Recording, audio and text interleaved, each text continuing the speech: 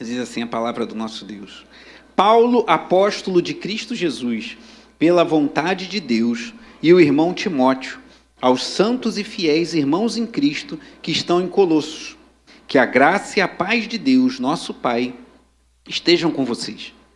Damos sempre graças a Deus, Pai de nosso Senhor Jesus Cristo, quando oramos por vocês, desde que ouvimos da fé que vocês têm em Cristo Jesus e do amor que vocês têm por todos os santos, por causa da esperança que está guardada para vocês nos céus. Desta esperança vocês ouviram falar anteriormente por meio da palavra da verdade do Evangelho, que chegou até vocês. Esse Evangelho está produzindo fruto e crescendo em todo o mundo, assim como acontece entre vocês, desde o dia em que ouviram e entenderam a graça de Deus na verdade. Isso vocês aprenderam de Epáfras, nosso amado conservo, e em relação a vocês, fiel ministro de Cristo, o qual também nos contou do amor que vocês têm no Espírito.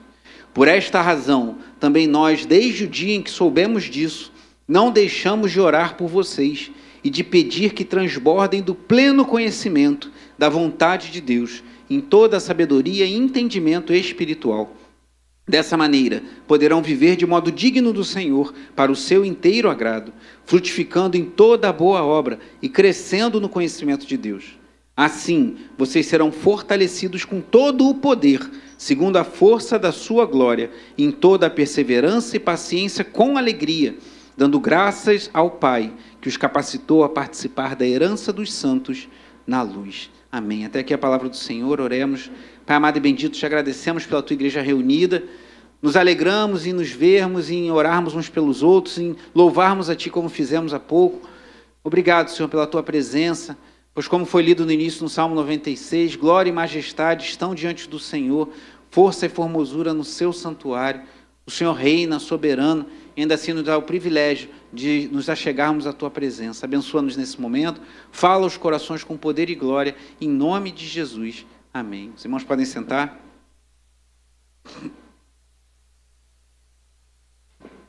Irmãos, esses dias fiz algo bem atípico, eu quase não faço, que eu ouvi um pouco de rádio, eu estava dirigindo, e botei para ouvir um pouco de rádio, e numa rádio que eu não costumo ouvir, mas eu creio que foi providencial eu ouvir aquele pequeno documentário que eu ouvi naquele momento, mas que me deixou muito pensativo, acerca de uma situação vivida por um jovem de 12 anos no período da Segunda Guerra Mundial. As histórias das atrocidades dos nazistas são muito, muito tocantes, muito difíceis, e esse jovem, quer dizer, esse agora já um senhor devia ter uns 90 e poucos anos, contando sua história, ele ficou 2 anos, quando tinha 12 anos, morando numa floresta para fugir dos nazistas. História muito triste, muito comovente.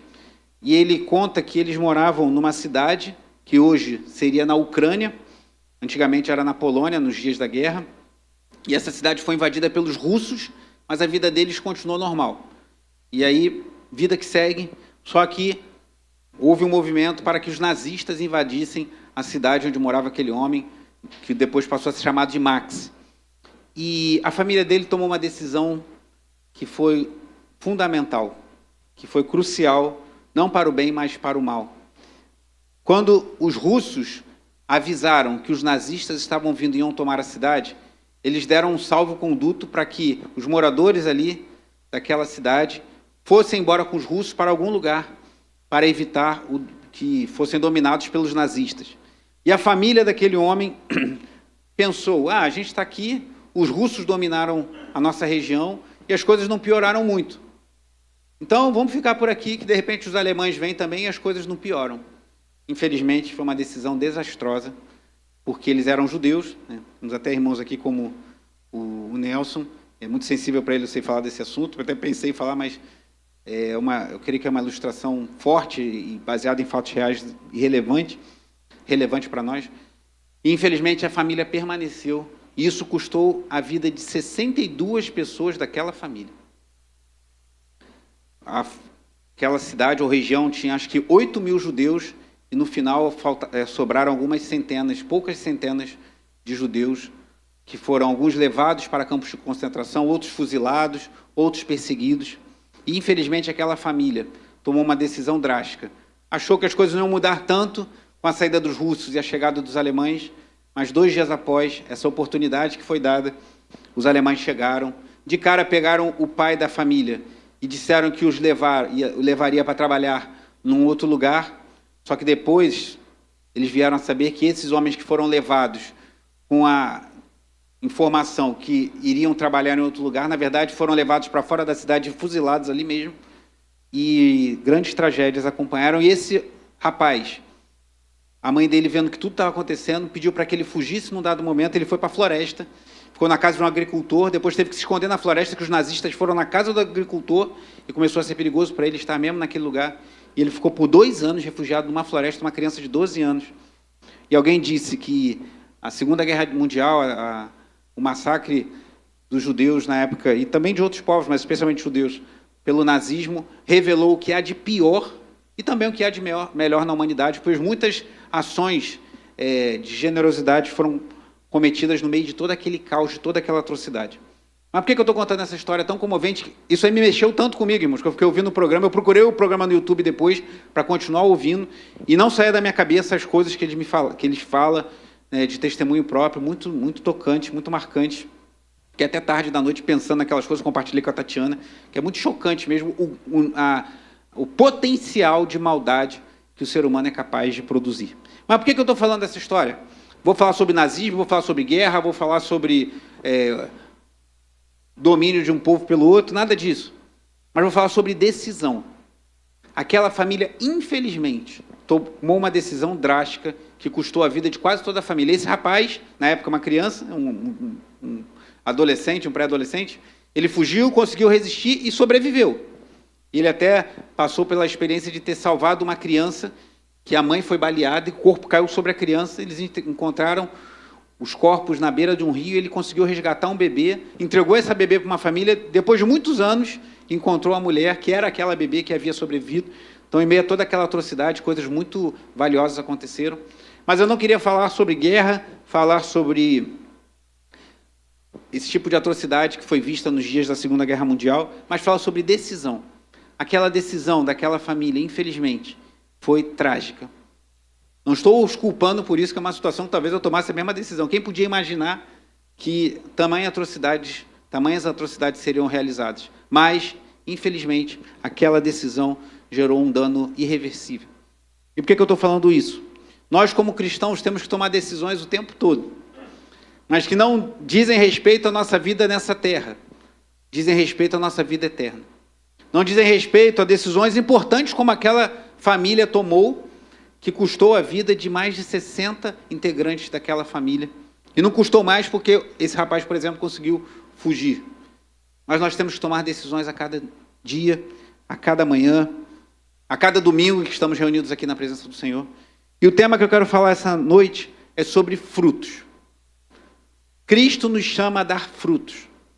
Talvez você pense, pastor, então achei que você ia falar sobre isso, poderia falar sobre João 15. Eu vou falar sobre João 15 daqui a pouquinho. Inclusive vou citar, os devocionais que foram feitos essa semana no grupo do Ministério de Música, alguns muito especiais, eu vou mencionar daqui a pouquinho, mas que falam sobre a videira verdadeira. Mas eu queria voltar os olhos para esse texto de Colossenses, que a gente também encontra aqui a importância de frutificar. Meu irmão ou minha irmã, como falei, não é a melhor analogia talvez, ou não é sobre guerra que estamos falando, mas há uma decisão que devemos tomar a cada dia, de frutificar ou não para Deus. E as consequências, como aquelas consequências foram terríveis para aquela família, também podem ser para nós, se nós não assumirmos o papel que Deus nos chama a assumir, de dar fruto para Ele. Eu tenho falado, e o diácono Giovanni recentemente falou numa pregação, não da de hoje, mas algum tempo atrás, que existem 2 tipos de pessoas no mundo. Os que servem a Cristo, e alguém diz que é o que está pendurado em Cristo, e o que está ligado a Cristo, e o que está pendurado nos lombos de Adão, escravo do mundo, escravo do diabo. Então só existem 2 tipos de pessoas. E dentro dos cristãos não existe uma classe de cristãos que dá fruto e uma que não dá fruto. Todo cristão é chamado a dar fruto. Todo cristão é chamado a frutificar. E é sobre isso que eu queria que a gente pensasse nessa noite. Eu já deixo essa reflexão para pensarmos. Nós temos dado fruto para o Senhor. Nós temos frutificado através das nossas vidas. Deus, se olhar para as nossas vidas hoje, Ele vai encontrar bons frutos. Mas antes de refletirmos sobre isso, vamos voltar os olhos para o texto que lemos e para essa preciosa igreja que estava na cidade de Colossos. Quem escreveu essa carta? O versículo 1 responde essa pergunta: Paulo e Timóteo. E para quem Paulo e Timóteo escreveram essa carta? O versículo 2 responde, lê comigo em voz alta o início do versículo 2. Aos santos e fiéis, irmãos em Cristo que estão em Colosso. Então, duas coisas a gente aprende aqui desses irmãos que eram os destinatários dessa carta. Eles moravam onde? Em Colosso. E qual era o estado espiritual deles? Santos e... Então, eram irmãos que tinham uma moradia terrena, a cidade de Colossos, mas uma identidade celestial. Santos, santificados, separados do mundo e fiéis em Cristo Jesus.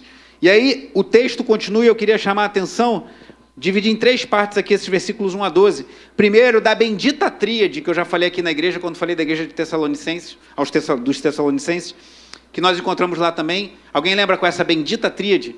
Você encontra também em 1 Coríntios 13. Que Paulo fala lá em 1 Coríntios 13.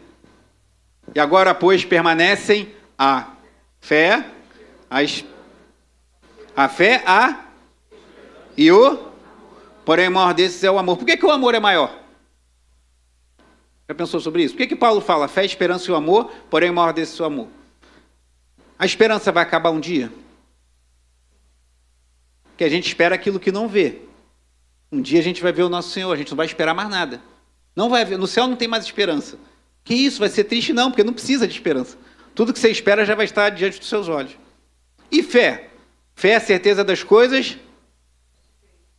que não se veem. A firme convicção daquelas coisas que a gente não vê. E a gente nos céus, depois dos novos céus e nova terra, a gente vai ver. Então tudo vai ser cumprido. A fé será plenamente cumprida e a esperança também. Só restará o amor. Então, por isso que Paulo conclui aquele belíssimo capítulo 13 de 1 Coríntios, falando da fé, esperança e o amor, mas o maior desses é o amor, porque o amor permanece para sempre. Afinal, como disse João na sua epístola, Deus é amor. Então, encontramos aqui essa bendita tríade. Na igreja dos Colossenses havia fé em Cristo, amor uns pelos outros e esperança no porvir.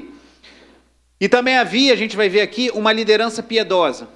E depois, por último, a gente vai ver a reação de Paulo a esse parecer da igreja dos Colossenses. Então, vamos ver dos versículos 1 a 6 a bendita tríade, nos versículos 7 e 8 a liderança piedosa que tinha aquela igreja, e nos versículos 9 a 12 a reação de Paulo a essa verdade. Primeiro, versículos 1 a 6, a bendita tríade.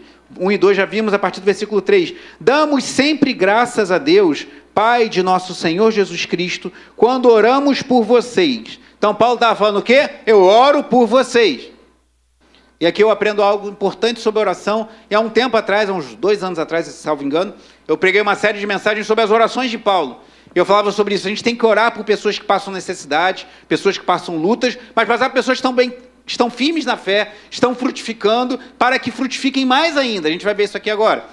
Não pense em orar somente por pessoas que estão passando problemas. Essas carecem das nossas orações. Mas também pessoas que estão firmes, para que continuem firmes. Pessoas que estão frutificando, para que frutifiquem mais ainda. E Paulo está falando aqui, ó, oramos por vocês. E aí no versículo 4, ele diz, desde que ouvimos da fé que vocês têm em Cristo Jesus e do amor que vocês têm por todos os santos. Então Paulo falou, ó, eu ouvi dizer, Paulo estava preso, mas chegou a ele notícias de que os colossenses tinham a fé viva em Jesus Cristo, assim como os tessalonicenses, e amor uns pelos outros. E aqui a gente vê uma combinação que não pode ser separada. Não há como alguém dizer que tem fé em Cristo e não tem amor pelo próximo. Como não dá para a gente amar genuinamente o próximo se a gente não amar a Deus acima de todas as coisas. E manifestar isso isso se dá pela fé em Jesus Cristo, que colocou o maior mandamento. Quando perguntaram para Jesus qual é o maior mandamento, ele respondeu com 2. Amar a Deus acima de todas as coisas e o próximo como a si mesmo. 2 citações do Antigo Testamento. Então ele tinha uma fé em Cristo e um amor uns pelos outros. Então era uma fé vertical e um amor horizontal. E claro, um amor a Deus também está subentendido aqui. E ele continua falando da esperança, versículo 5. Por causa da esperança que está guardada para vocês nos céus.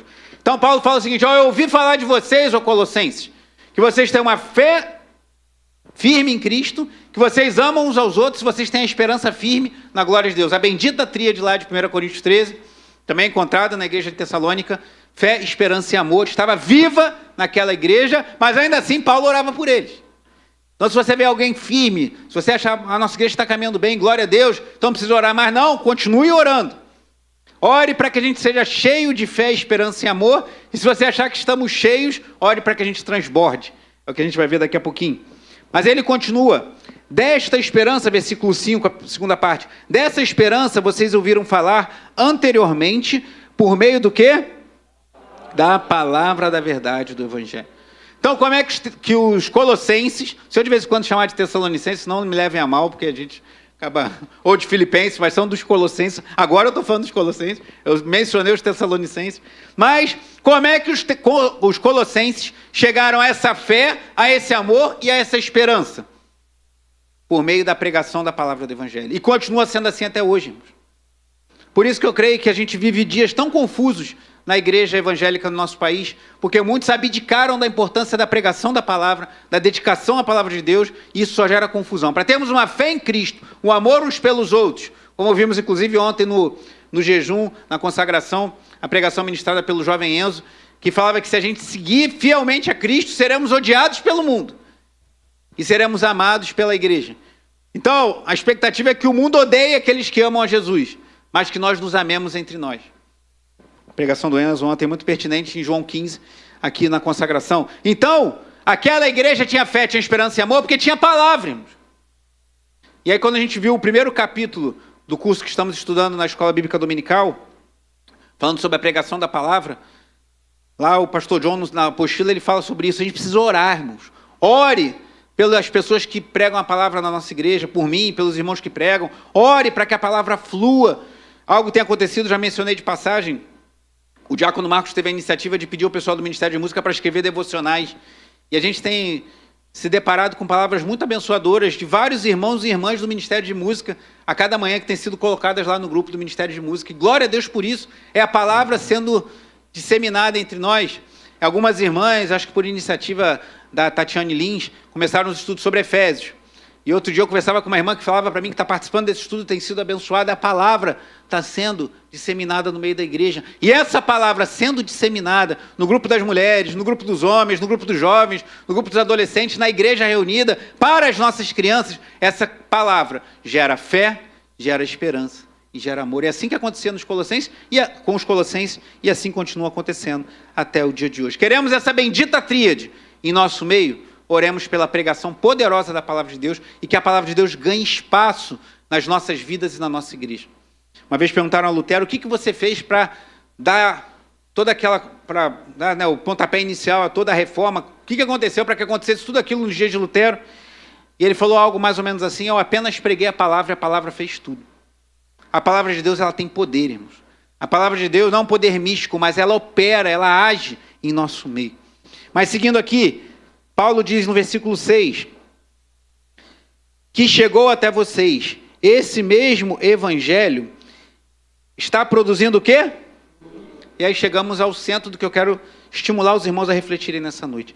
Esse evangelho está produzindo fruto e crescendo em todo o mundo, assim como acontece entre vocês, desde o dia em que ouviram e entenderam a graça de Deus na verdade. Então, meus irmãos, o evangelho precisa dar fruto. O evangelho na nossa vida precisa gerar algo. Se não estamos frutificando, se não tem algo acontecendo, se águas não estão jorrando através de nós, como disse Jesus, aquele que crê terá sua sede saciada e do seu interior fluirão rios de água viva. Tem algo acontecendo errado nas nossas vidas. Porque Paulo diz, esse evangelho está frutificando no mundo todo. Então, primeira coisa, primeiro ponto. A bendita tríade, fé, esperança e amor, ela é nutrida pela pregação do Evangelho, e o Evangelho precisa nos fazer frutificar.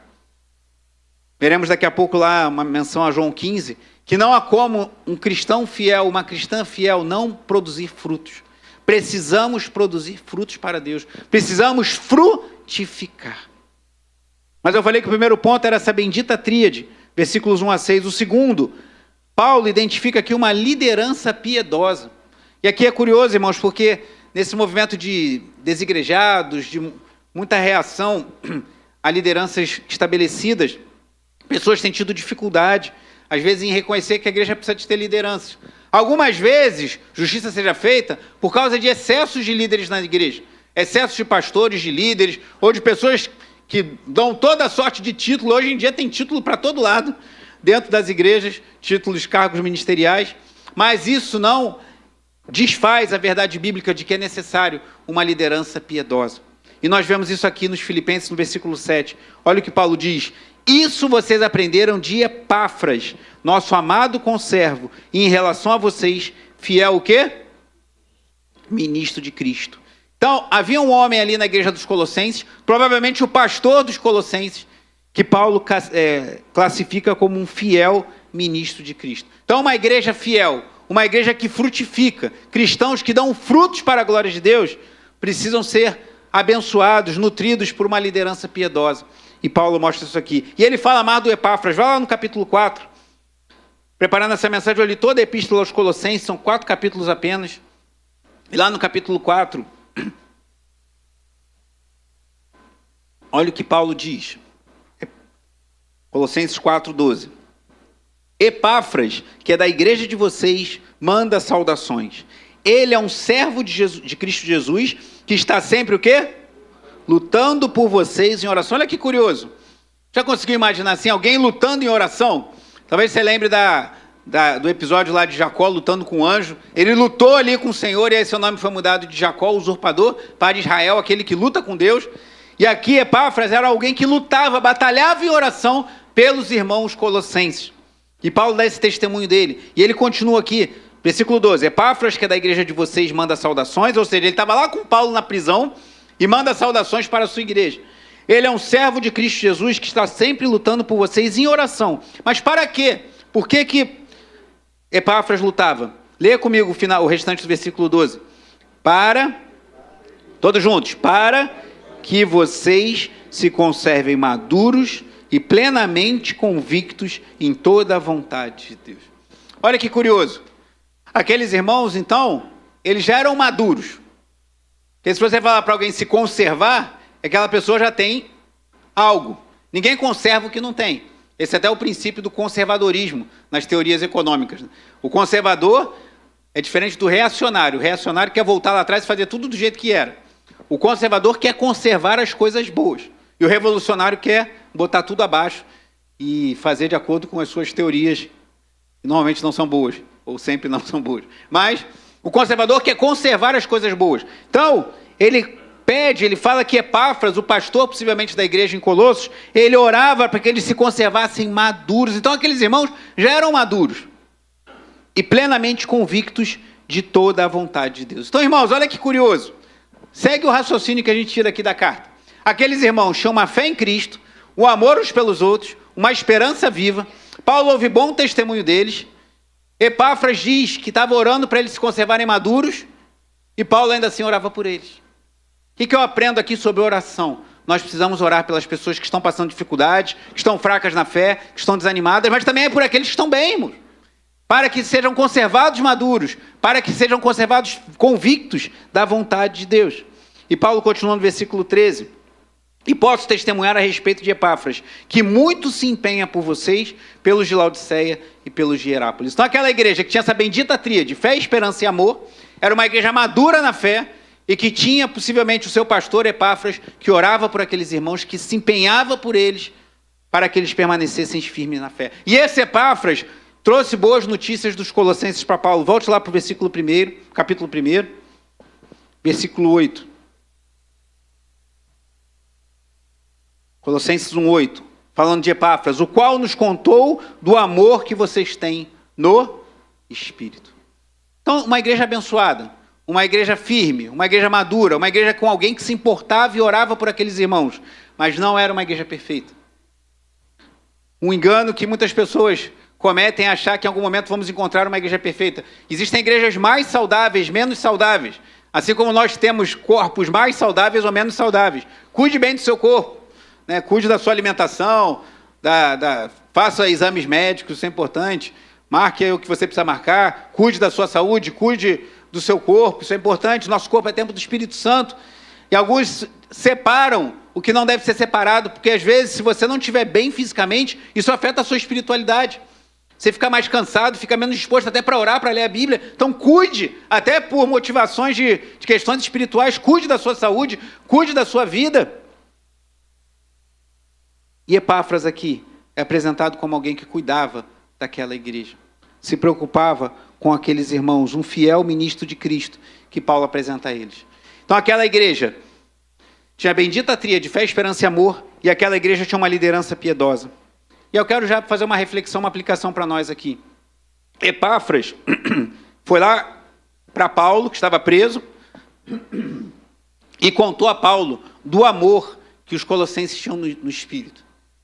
Se alguém daqui da igreja for dar um testemunho acerca de você para outra pessoa, o que essa pessoa vai falar? Estou falando de fofoca, não. Se for falar fofoca, eu espero que o outro corte na raiz. Não vem falar mal do irmão, não vem ficar fazendo fofoca, não. Mas se uma pessoa for falar de forma piedosa de você, não é fazer fofoca, não. Ah, olha isso, olha aquilo. Não, de forma piedosa. Por preocupação genuína. Ora pelo irmão, ora pela irmã. Ou com alegria. Viu como fulano cresceu? Ontem tivemos a alegria de ter os nossos jovens conduzindo aqui a reunião de consagração. E no final, o diácono Zé Paulo falava com o Alan, que ficou muito alegre em ver os jovens aqui servindo ao Senhor, cantando, tocando, ministrando louvor, pregando a palavra. Isso alegra o nosso coração. E a gente deu testemunho, poxa, que bom ver os jovens servindo ao Senhor na igreja. E o que será que as pessoas diriam, ou têm dito, do meu testemunho e do seu testemunho? Algo para nós pensarmos. Dos colossenses, Epáfras, só tinha coisas boas a dizer, da fé, da esperança e do amor daqueles irmãos. Mas seguindo adiante, qual é a reação de Paulo a tudo isso então? Vimos no início que Paulo orava por eles, com gratidão a Deus pela fidelidade daqueles irmãos. E o que mais vai aparecer agora? Dá até a impressão que Paulo podia terminar a carta por aí, né? Já falou tanta coisa boa, podia terminar a carta e falar, Colossenses, está tudo certo, vocês estão bem, continuem assim, vá em frente, vida que segue, Deus abençoe. Mas olha o que Paulo diz, aí chegamos ao terceiro e último ponto dessa mensagem. A reação de Paulo às boas notícias dos Colossenses, versículo 9. Por essa razão também nós, desde o dia que soubemos disso, não deixamos de orar por vocês e de pedir que transbordem. Olha que curioso. Então, se tem alguém que Deus tem trazido ao seu coração para orar, que a pessoa está vazia, assim como um copo aqui, esse copo meu está pouco menos da metade, ore a Deus para que encha essa pessoa. Agora, se você conhece alguém que já está cheio, você pode orar também. Para quê? Para quê? Transborde. Era isso que Paulo fazia. Paulo orava para que os colossenses não somente fossem cheios, mas que eles transbordassem. E transbordassem do quê? Do pleno conhecimento da vontade de Deus em toda a sabedoria e entendimento espiritual. Não transbordassem de propriedades, não transbordassem de membros, embora não... Mas o mais importante, ou que tenha uma propriedade própria, não precisa mais pagar aluguel, mas o mais importante é transbordar do conhecimento da vontade de Deus, da sabedoria e do entendimento espiritual. Você tem orado por isso? Ore por isso pela minha vida como pastor da igreja. Ore por isso pelos diáconos. Eu tenho orado pelos diáconos, pelas suas esposas, pela igreja, pelas lideranças. Ore, Senhor, enche esses irmãos, enche as nossas irmãs do teu conhecimento e transborda do conhecimento da tua vontade, da sabedoria e entendimento espirituais. Assuma esse compromisso. Lá na apostila, mais uma vez citando, no final do capítulo 2, sobre a adoração, que estamos estudando, fala sobre isso. Ore pela adoração na igreja, ore pelos cânticos, como fomos abençoados pelos cânticos ministrados hoje, tanto pela manhã quanto à noite. Ore por isso. Senhor, encha-nos da tua presença. Quando estiver cheios, transborda a tua presença, transborda o entendimento do Senhor, transborda a sabedoria, transborda discernimento, entendimento espiritual. Paulo fazia isso, mesmo sabendo que a igreja estava bem. Volto a dizer, a gente não tem que deixar de orar por quem está passando por dificuldade. Mas não temos que orar somente por esses, mas por todos. Não por aqueles que estão vazios também, que sejam cheios, mas os que estão cheios, que transbordem da presença do Senhor. Amém? Amém? Esse deve ser o nosso compromisso. E Paulo continua dizendo do teor da sua oração pelos Colossenses, versículo 10. Dessa maneira poderão o quê? Viver de que maneira? Tá, mas de que maneira? Ele falou, dessa maneira está falando de algo que vem atrás. De que maneira eles podem viver de modo digno? Transbordando do pleno conhecimento da vontade de Deus, sabedoria e entendimento espiritual. Então, cheios de Deus, cheios do conhecimento de Deus, cheios da sabedoria de Deus, cheios de entendimento espiritual, aí eles vão viver uma vida digna do Senhor. Por quê? Espiritualidade não pode ser separada de vida. Não podemos cair no engano de achar que porque a pessoa é muito fervorosa, fala forte, ou tem uma presença marcante, ou tem uma oração forte, ou conhece muito da palavra, necessariamente tem uma vida digna do Senhor. Os frutos dirão. Mais uma vez, os frutos. Mas Paulo diz aqui no versículo 10, então, dessa maneira poderão viver de modo digno do Senhor para o seu inteiro agrado, fazendo o quê? Leia o final do versículo 10. Toda boa obra e crescendo no conhecimento de Deus. Meus irmãos, a gente precisa frutificar. Frutificar para o cristão não é opção. Tem uma frase para ir para o adesivo de carro, né? Frutificar para o cristão não é uma opção, é uma ordenança. Não é apresentado na Bíblia como alguns podem frutificar, outros não. Eu creio que muito desse entendimento vem do movimento de crescimento da igreja, que está muito preocupado em botar gente para dentro da igreja e não quer saber se a pessoa está crescendo, está frutificando. O importante é estar dentro da igreja, o número está crescendo e as contas da igreja estarem crescendo também. Mas não é isso que a Bíblia diz. Todo cristão, todos nós, homens, mulheres, com 6 meses de igreja, ou com 20 anos como eu, 20 e poucos, ou como 30 ou 40 como alguns aqui, ou com 5 anos, com 15 anos de idade, ou com 55 anos de idade, ou com 85 anos de idade, todos nós, homens e mulheres, mais abastados, mais simples financeiramente, com formação acadêmica alta, com uma formação acadêmica mais simples, ou sem formação acadêmica, todos nós somos chamados a frutificar. A diferença é se somos discípulos de Cristo ou não. Se somos discípulos de Cristo, somos chamados a frutificar. Isso é que diz o texto, não somente isso. E aí o versículo 11 conclui, e o 12. Assim vocês serão fortalecidos com todo o poder. Porque é algo sobrenatural, irmãos. Não é uma continha, não é algo simplesmente racional. Então tá bom, a gente faz uma conta, a gente estuda a Bíblia, a gente aprende, e aí a gente vai ser fortalecido, aí vai ficar tudo certo. Não, a gente precisa de poder do Espírito Santo. Uma vez eu preguei há muitos anos atrás na ICNV de Magé. A gente precisa saber, mas a gente precisa de poder. A gente precisa saber de conhecimento, mas a gente precisa de poder do Espírito Santo. Não basta sabermos coisas sobre Deus. Precisamos do poder de Deus operando em nós por intermédio do seu Espírito. E Paulo orava por isso. Vocês serão fortalecidos com todo o poder, segundo a força de sua glória, em toda a perseverança e paciência com alegria. Já viu alguém que tem perseverança e paciência com alegria? Se isso é genuíno, se a pessoa não é um alienado da vida, se você vê que aquela pessoa sabe o que está passando, sabe que está passando dificuldade, sabe que está passando por luta, mas tem uma perseverança e uma alegria que você vê que são genuínas, possivelmente você está diante de alguém que está experimentando do poder do Espírito Santo na sua vida. Estou dizendo que a gente não possa se entristecer, choramos, lamentamos, passamos por tristezas, a tristeza faz parte da nossa vida, mas o fortalecimento com o poder do Espírito Santo nos capacita a perseverar com paciência e com alegria. Eu penso, irmãos, que a alegria do Espírito Santo é uma chacota de Deus ao mundo. Deus está zombando do mundo. Quando o mundo, como ouvimos ontem, nos odeia, quando o mundo zomba de nós, quando o mundo nos aperta, quando nós somos perseguidos por causa da justiça, passamos como num túnel apertado e saímos do outro lado com sorriso nos lábios, alegria e confiança no coração. A gente está zombando do mundo, zombando de Satanás e dizendo assim, eu confio no meu Deus. E ele me fortalece com poder para perseverar com paciência e alegria. Irmãos, quando você experimenta essa alegria no meio das tribulações, sei que tem gente aqui, eu acho que não são poucos, que sabem do que eu estou falando.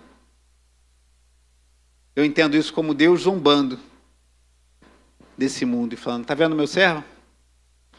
Ele continua fiel e eu continuo trazendo a alegria, mesmo em meio às tribulações.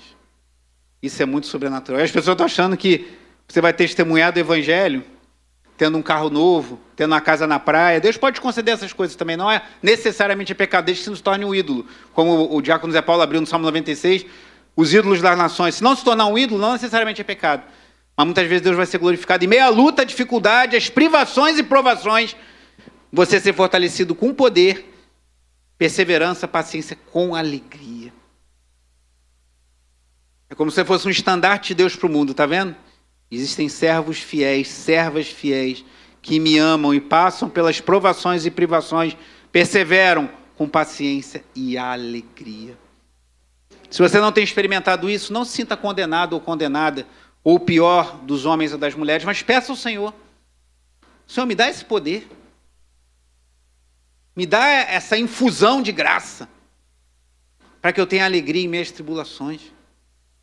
Me dá essa injeção de poder do Espírito Santo, para que eu tenha perseverança, paciência, com alegria. O detalhe é muito marcante. Força da sua glória em toda a perseverança e paciência, com alegria. Talvez a sua oração ousada essa noite seja: Senhor, usa-me como uma chacota ao mundo, como alguém que todo mundo diz e fala que deveria ser uma pessoa condenada à tristeza e à insatisfação, e eu com a alegria do Espírito Santo, com os olhos brilhando da tua presença. Deus faz isso. Não só nos dias de Paulo, mas ele ainda faz hoje. E essa perseverança, essa paciência com alegria, gera um coração grato, que é o que Paulo fala no versículo 12. Dando graças ao Pai, que os capacitou a participar da herança dos santos na luz. Então, quando você tem o pleno conhecimento da vontade de Deus, do entendimento de Deus, da graça de Deus, o Espírito Santo com poder te dá paciência, perseverança, com alegria, você tem um coração grato. Porque Deus está prometendo para nós uma herança incorruptível, imarcessível, que nada nessa vida pode tocar, nem se comparar. Uma herança que nada vai tirar. É isso que Deus tem prometido para nós e devemos ser gratos ao Senhor. Na sequência, Paulo fala de Jesus Cristo.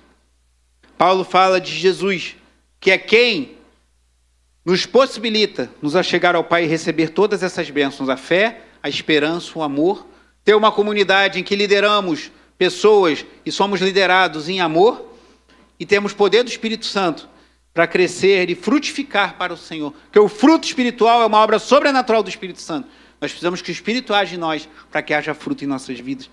E aí Paulo continua, versículo 13, ele nos libertou do poder das trevas e nos transportou para o reino do seu Filho amado, em quem temos a redenção, a remissão dos pecados. Tudo isso que vimos até agora é possível, que Deus nos tirou das trevas e por meio da pessoa e da obra de Jesus Cristo nos deu acesso à redenção, à remissão dos nossos pecados.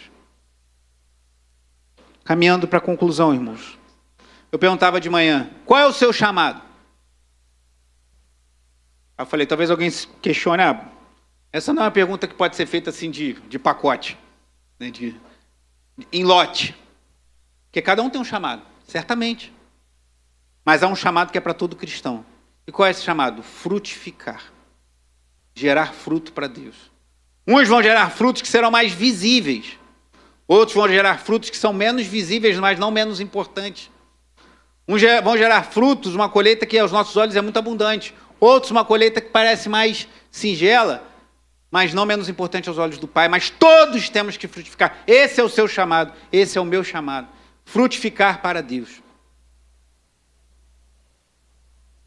Sobre chamados específicos, nós vimos de Epáfras, que tinham chamado de ser um ministro, possivelmente o pastor dos Colossenses. E há um outro aqui no capítulo 4, vá comigo rapidamente, versículo 17, 4:17.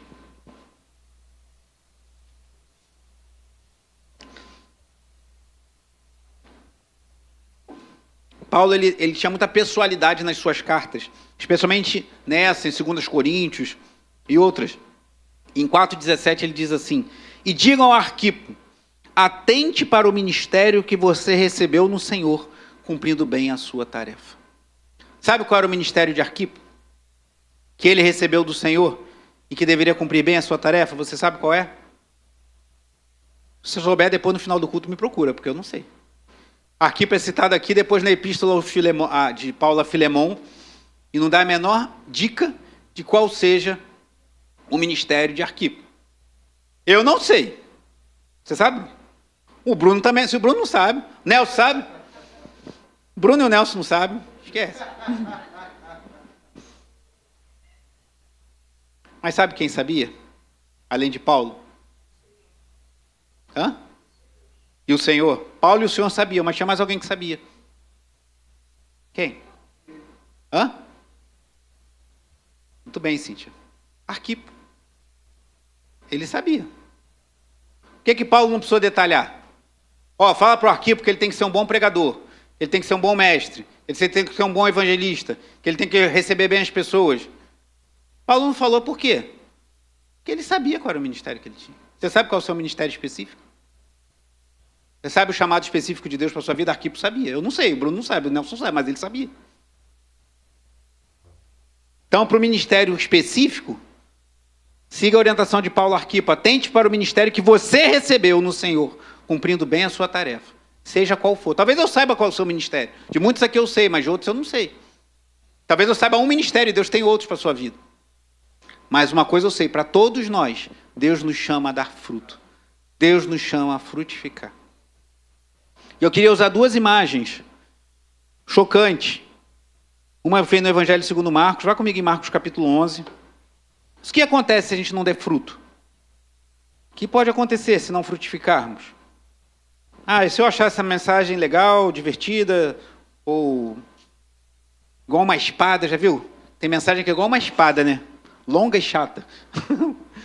Mas, achei uma mensagem legal, mas não estou afim de me preocupar com isso não. O que pode acontecer se eu não der fruto? Marcos capítulo 11. O Senhor em Jerusalém se preparando para o seu sacrifício. Marcos capítulo 11, versículos 12 a 14. Diz assim: no dia seguinte, quando saíram de Betânia, Jesus teve o quê? Fome. E vendo de longe uma figueira com folhas, foi ver se nela acharia alguma coisa. Aproximando-se dela, nada achou, a não ser folhas. Porque não era tempo de figos. A figueira tinha uma desculpa. Aqui possivelmente estava na primavera, então depois do inverno gélido, estava se preparando agora para frutificar. Mas a figueira tinha desculpa, mas o Senhor foi a ela. O Senhor passou a mão no seu caule, o Senhor devastou as suas folhas e não achou frutos.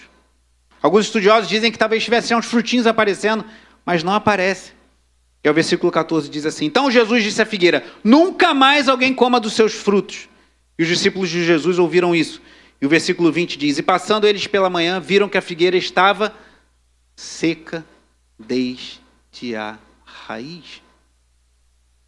Então que Deus nos livre de um dia Jesus olhar para nós, ver muita folhagem exuberante.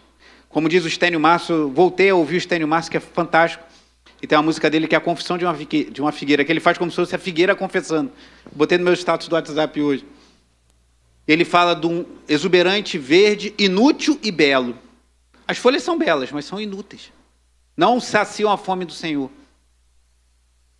E aquela figueira secou desde a raiz. Que Deus nos livre de um dia Ele olhar para nós e não achar nenhum fruto, só folhas. Mas há uma outra história. Essa é uma imagem chocante, mas há uma imagem confortante que eu quero passar para os irmãos nessa conclusão, que vem do Evangelho de Lucas. Lucas capítulo 13.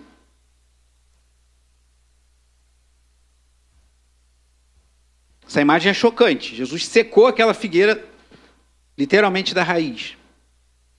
Em Lucas 13, a partir do versículo 6,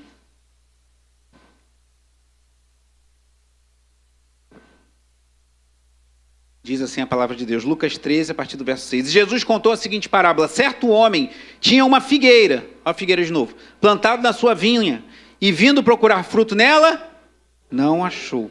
Então disse ao homem que cuidava da vinha: já faz 3 anos que venho procurar fruto nessa figueira, e não encontro nada. Portanto, corte-a, porque ela ainda está ocupando inutilmente a terra. Mas o homem que cuidava da vinha respondeu: Senhor, deixe ainda este ano, até que eu escave ao redor dela e ponha estrume. Se vier a dar fruto, muito bem. Se não der fruto, o Senhor poderá cortá-la. Se o Senhor olhar para nós essa noite, Ele encontra só uma bela folhagem, exuberante, verde, inútil, como diz Stênio Márcio na sua canção, ou Ele encontra frutos. Se Deus não encontrar frutos nas nossas vidas essa noite, que Ele nos livre do destino da primeira figueira, de ser amaldiçoada e secar desde a raiz. Que Ele nos dê uma oportunidade, como revela essa parábola. Dá mais um aninho. Mais uma hora, irmãos, a oportunidade vai acabar. uma hora. Como diz lá em João 15, eu ia ler, mas o tempo não permite. João capítulo 15, Jesus fala isso. Toda ramo que der fruto, ele limpa pela palavra para que dê mais fruto. O que não der fruto, ele corta. E eu quero concluir com duas citações que eu não peguei de livros, não são de livros de teólogos ou doutores em teologia. São duas citações dos Ximenes. Uma da Cris Ximenes e uma do Daniel Ximenes, dos devocionais que recebemos essa semana. A Cris escreveu assim, no devocional sobre João 15, e o Daniel também escreveu sobre João 15. Como posso frutificar para Deus? A resposta é, permaneça nele. Ele é a videira e nós somos os ramos. E somente nele frutificaremos e daremos bons frutos. Cristiane Ximenes. Permaneça em Cristo. Somente nele você pode dar bons frutos. E o fruto desse casamento que eu estava lá, e o Ximenes, com as suas ilustrações, pegou uma plantinha e falou que ia dar um fruto, e deu aí o Daniel aí, no casamento deles, escreveu. Muito profundo isso que o Daniel escreveu. O maior perigo não é apenas deixar a igreja, mas permanecer nela sem permanecer em Cristo. Achei isso brilhante. O maior perigo não é deixar a igreja, é permanecer na igreja sem permanecer em Cristo. Os frutos, continua ele, que Deus espera encontrar em nós não são produzidos pelo esforço humano, mas pela ação do Espírito Santo e uma vida rendida ao Senhor. Daniel Ximenes. Os frutos que Deus espera encontrar em nós não são produzidos pelo esforço humano, mas pela ação do Espírito Santo em uma vida rendida ao Senhor. Você tem dado frutos? Pode dizer que aos meus olhos, sim. Mas o filtro, quem dá o veredito, não sou eu. Cabe a mim orar por você, te aconselhar quando necessário, pedir a Deus que tenha graça e derrame do seu favor sobre sua vida. Mas aos olhos de Jesus, aquele que tudo vê, aquele que no Apocalipse é revelado com olhos de fogo. Por que Jesus tem olhos de fogo? Simbolismo, né, Nelson? Já estudamos bastante sobre isso. Qual é o simbolismo? O fogo consome tudo. Não tem nada que resista na presença de um fogo intenso. Então nada resiste diante dos olhos do Senhor. Ele tudo vê, tudo perscruta. Então diante do Senhor você tem dado fruto? Se a resposta é sim, se você está cheio, eu oro para que você transborde. Se a resposta é não, eu oro para o Senhor que você seja como a segunda figueira. Senhor, dá mais um aninho. Vamos preparar esse terreno aí, para ver se dá mais fruto, para a glória do Senhor. E o fundamental, como ouvimos, do devocional do louvor, é permanecermos em Jesus, permanecermos nele. E recebemos poder do Espírito Santo para frutificar. E experimentarmos da sua graça, da sua bondade. Nós vamos orar e pedir a Deus que derrame dessa graça, desse favor sobre as nossas vidas. Aquela mulher que eu falei no início, aquela família, tomou uma decisão muito dramática. Não conseguiu medir o risco que a chegada dos nazistas trazia. Infelizmente, aquela família permaneceu naquela cidade na Polônia, hoje na Ucrânia, e 62 pessoas foram dizimadas, de uma mesma família. Mas um sobreviveu, não sei se mais alguns, para contar essa história. Então não espere, pensando, mas depois eu decido. Afinal de contas, os nazistas não chegaram ainda. Decida hoje. Não espere mais um dia. Eu quero frutificar para o Senhor. Eu quero dar fruto para a glória do nome dele. Amém?